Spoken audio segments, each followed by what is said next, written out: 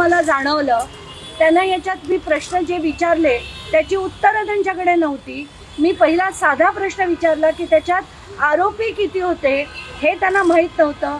मी त्यांना सांगितलं की 32 आरोपी होते, तर तेव्हा ते FIR ची कॉपी बघताय ते म्हणे नाही 32 नव्हते। मग त्यांनी डॉक्युमेंट बघितल्यानंतर त्यांना कळलं की 32 आरोपी होते। ती जी चौकशी आहे आत्ताच्या घटनेला कुठेही चाललेली नाही, कुठलीही चौकशी त्याच्यावर चालू नाहीये।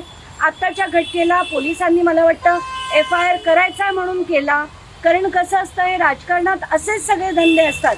चौकशा होत आहेत असं सांगितलं जातं, मुळात चौकशा होताना खरं काहीच ग्राउंडवर होताना आपल्याला दिसत नाही। मी त्यांना विचारलं की त्या बारचे मालक जे कदम म्हणत होते की आम्ही दुसऱ्यांना चालवायला देऊन टाकलेलं होतं ते कोण होते, याचं उत्तर त्यांच्याकडे नव्हतं। अग्रीमेंटची कॉपी घेतली आहे का ती त्यांनी दिलेली नाही आहे, दाखवा म्हणून सांगितलं ती पण नाही आहे। आत्ताच्या घटनेला परवान्याच्या कॉपी आहे CP ऑफिसमध्ये, तिथे काही रूम नंबर 10 का काहीतरी आहे तिथे त्या कॉपीज आहेत असं सांगण्यात आलं। म्हणजे आत्ताच्या घटनेला हा फक्त एक राजकारणाचा एक भाग, ती करायची म्हणून FIR केलेली आहे, त्याच्यावर पुढे काही झालं नाही। त्याच्यात 7 जणांना अटक झाली होती, ज्या दिवशी अटक झाली त्या दिवशी त्यांना बेल मिळाली असं यांनी मला सांगितलंय। बाकीच्यांना नोटिसा पाठवण्यात आल्या, ते ठीक आहे, आपण समजू शकतो की कायद्याचा एक भाग आहे। पण आत्ताच्या घटनेला चौकशी होताना मला आत्ता यांच्या बोलण्यामधून तरी बिलकुल जाणवलेलं नाही आहे। त्यामुळे राजकारणच केलं जातं, तुम्ही यांच्यावर आरोप करायचे, त्यांनी तुमच्यावर आरोप करायचे, तुमची चूप आमची चूप, हा जो सगळा गोंधळ चाललाय ना, मला त्याच्या विरुद्ध म्हणूनच मी इथे तडमडत हे सगळे पेपर घ्यायला का आले, कारण योगेश कदम नावाचा जो व्यक्ती आहे, जो गृहराज्यमंत्री आहे, तो जर डान्स बार त्याच्या आईच्या नावाने परवाना असेल तर मला ते मान्य नाही। देशात कारवाई जी आहे ती प्रत्येक माणसावर झाली पाहिजे। मी हे सगळे डॉक्युमेंट्स अगदी इत्तंभूत त्याची माहिती घेऊन लीगली त्यांच्या विरुद्ध फाईट करणार आहे। आणि मला असं वाटतं की देवेंद्र फडणवीसांना ताबडतोब त्यांच्यावर कारवाई करणं गरजेचं आहे। ताबडतोब त्यांना त्या पदावरनं राजीनामा द्यायला त्यांनी सांगितलं पाहिजे, आणि तो दिला नाही तर लीगल बॅटल लढायला मी समर्थ आहे आणि ती मी लढणार। परंतु विषय अधिवेशनाच्या आधीच येतात आणि तो एक विषय म्हणून विरोधी पक्ष मांडतं आणि तो विषय संपला की तुमची चूप आमची चूप, हा जो प्रकार चाललाय ना हे थांबायला हवं। तर आत्ताच्या घटनेला हा गुन्हा जो आहे तो क्राईम ब्रांच आणि यांचा टीम मिळून केला गेला। खरं तर तो सावली बार पोलीस स्टेशनच्या अख्खी हद्दीत आहे, त्याच्यावर आधी सुद्धा कंप्लेंट्स होत्या असं आधीचे ज्युनियर PI म्हणाले। मग जर कंप्लेंट्स होत्या तर त्याच्यावर कारवाई का झाली नाही, याच्यावर दिरंगाई का केली गेली, का हे जे सगळे जे पॉलिटिशियन्स असतात हे राजकारणी असतात त्यांचे जे बार्स असतात त्याच्यावर कारवाई होत नाही।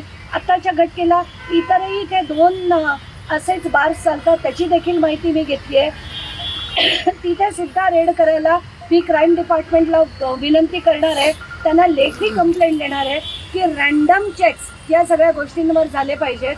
पण परत मुद्दा तोच आहे की मला गृहराज्यमंत्री जर त्यांचा डान्स बार त्यांच्या आईच्या नावाने चालवत असतील तर त्यांचा राजीनामा हा झालाच पाहिजे आणि त्याच्यासाठी कायदेशीर कारवाई मी करणार। मी तातडीने निवेदन देणार आहे आणि याच्या सगळ्या गोष्टी की 30 मेला ती रेड झाली होती, आत्ता आपण आज तारीख 23 जुलै, अजूनपर्यंत त्याच्यावर कुठलीही कारवाई केली गेलेली नाही। यांच्याकडे डॉक्युमेंट्स विचारले की त्या मालकाचे अग्रीमेंट जर असेल कदमांचं आणि त्या मालकाचं, तर मालकाचं नाव विचारलं त्यांना माहिती नाही, कोण मालक आहे, कोणी म्हणतं शेट्टी आहे, कोणी म्हणतं मिश्रा आहे, त्यांना विचारलं ते FIR चालतायत, म्हणजे कोण मालक आहे हे माहीत नाही, त्यांचं डॉक्युमेंट जप्त केले का हे माहीत नाही।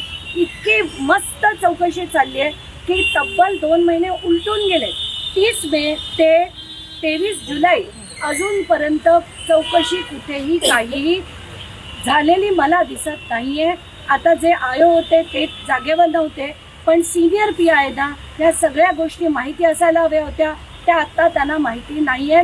माझ्या समोर ते FIR वाचत होते, याच्यावरूनच काय ते सगळ्यांनी समजलं। ही लेटर आजच्या आज पहिला लेटर मी मुख्यमंत्र्यांना पाठवणार, दुसरं ACS होमना पाठवणार या आणि चीफ सेक्रेटरी महाराष्ट्राला हे मी ताबडतोब आजच्या आज लिहून टाकणार. कळत नाही की अजित पवारांना त्यांची सगळी माणसं अशी वॉन्टेड का असतात. तर आत्ताच्या घटनेला सूरज चव्हाण स्वतः तिथे हजर झाला आणि कधी हजर झाला त्याच्यावरची बेलची कारवाई सुद्धा कंप्लीट झाल्यानंतर तो पोलीस स्टेशनला हजर होतो. लाज वाटते मला की आपल्या उपमुख्यमंत्री पदाचे जे आपले अजित पवार आहेत त्यांचा माणूस त्याच्यावर सुद्धा तो सुद्धा फरार होतो आणि उपमुख्यमंत्री बघत असतात. गंमत चालली आहे महाराष्ट्रात आणि कायद्याची आणि सुव्यवस्थेची ताकदी धिंडवडे उडवून ठेवली. माणसांनी त्यांच्यावर जो आघात केले होते एकानंतर एक जे केले होते त्यांच्या बरोबर त्यांना पूर्ण सायंटिफिक माहिती होती कारण त्यांनी कॅरोटिड्स वर हल्ला केला होता. एक नाही 4 वेळा त्यांनी तोंडाच्या आणि कानाच्या मध्ये असे 4 वार केले.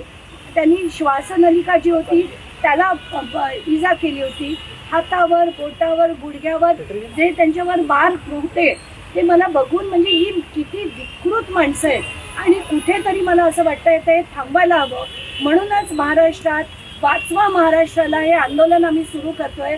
सगळ्यांनी मुख्यमंत्र्यांना आता पोस्टकार्ड पाठवायचं आहे की काय वाटेल ते झालं तरी आता आम्हाला असे गुंड राजकारणी नकोत, मारामाऱ्या करणारे राजकारणी नकोत. हे आंदोलन तुम्ही 2 पत्र ट्विट केलेली आहेत ती प्लीज आपण बघा आणि ती लोकांपर्यंत पोचवा. मी शेतकऱ्यांना आवाहन केलंय की त्यांनी एक पत्र मुख्यमंत्र्यांना पाठवायचं आहे की जनता लोकशाहीत मालक आहे. जनता ठरवणार कुठला लोकप्रतिनिधी मंत्री बनणार. आम्हाला माणिकराव कोकाटे मान्य नाही. त्यांना पदाचा राजीनामा द्यायला भाग पाडा कारण त्यांनी एकदा नाही अनेक वेळा या गोष्टी केलेल्या आहेत. सगळ्या सामान्य जनतेने एक पोस्टकार्ड मुख्यमंत्र्यांना पाठवावं आणि त्या पोस्टकार्डमध्ये फक्त एवढाच मजकूर लिहावा की याच्या पुढे ही गुंड राजकारण आम्हाला बंद करायचं आहे. तर चांगली सुशिक्षित एक विजन देशाला असलेली माणसं तुम्ही यापुढे राजकारणात आणा.